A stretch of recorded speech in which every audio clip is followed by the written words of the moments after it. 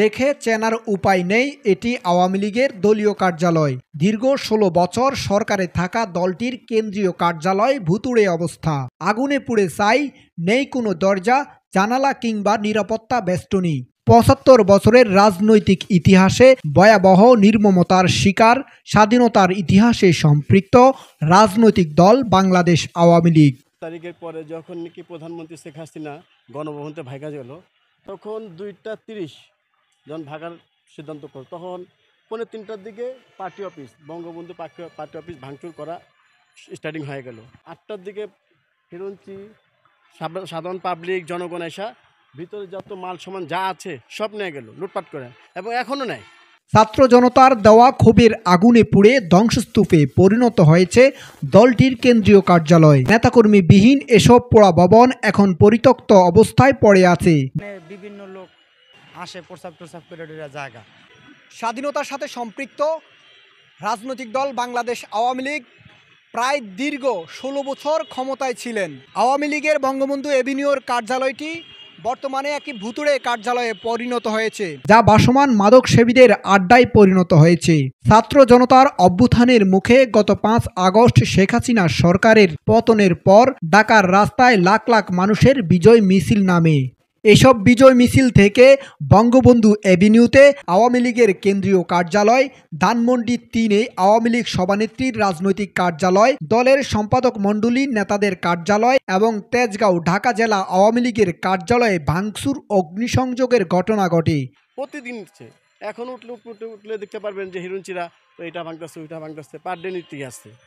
এত না ভাঙাটা কম ছিল, যা ভাঙছিল তাই থাকতো ভিতরে, কিন্তু এর ভিতরে একটা জিনিসও নেই, না কোনো একটা গেট আছে, না কোনো একটা কী যেন বলে তাদের লাঠিসোঁটা আছে, কিছুই নেই, দরজা কপাট কিছু নাই। শুধু তাই নয়, ধানমন্ডির ৩২ নম্বর বঙ্গবন্ধুর স্মৃতি জাদুঘর, গণভবন, সুধা সদনে ভাঙচুর ও অগ্নিসংযোগ করা হয়। রাজধানীর গুলিস্তানে বঙ্গবন্ধু এভিনিউতে আওয়ামী লীগের কেন্দ্রীয় কার্যালয়ে নিচতলায় দেখা যায় আগুনে পোড়া ছাই, ভাঙ্গা কাচ, পোড়া কাঠ ও পানি। ৫ আগস্ট দুপুর ২টার পর শেখ হাসিনা দেশ থেকে ভারতে পালানোর খবর ছড়িয়ে পড়ার পরপরই বিক্ষুব্ধ ছাত্র জনতা দফায় দফায় হামলা ও ভাঙচুর চালায় আওয়ামী লীগের দলীয় কার্যালয়ে। এ সময় আগুন ধরিয়ে দেয়। পুরো ভবনের প্রতিটি ফ্লোরে একই পরিণতি। পুরো ভবন জুড়ে আতঙ্ক বিরাজ করছে, কোথাও একটি চিহ্ন পাওয়া যায়নি। নিচতলা থেকে উপরে ওঠার সিঁড়ির রেলিং কিছুই নেই, দেয়াল ভেঙে ইট খুলে নিয়ে গেছে।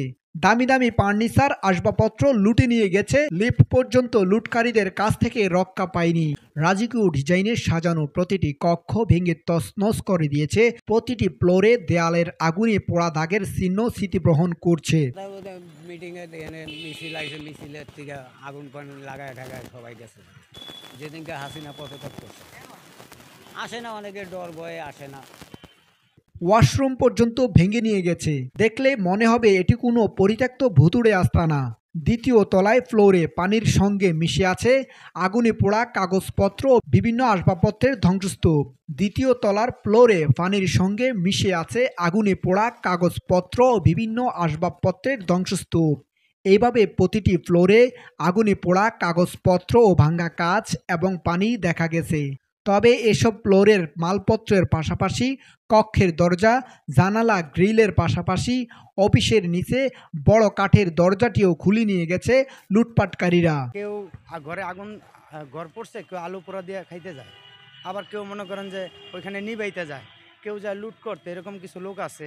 ভবনটির সামনের অংশের স্টিলের অক্ষরে লেখা বাংলাদেশ আওয়ামী লীগ ও জয় বাংলা, জয় বঙ্গবন্ধু। বঙ্গবন্ধুর মুরালও নাই হয়ে গেছে। তবে ভাঙ্গা অবস্থায় দলীয় প্রতীক নৌকা ঝুলতে দেখা গেছে।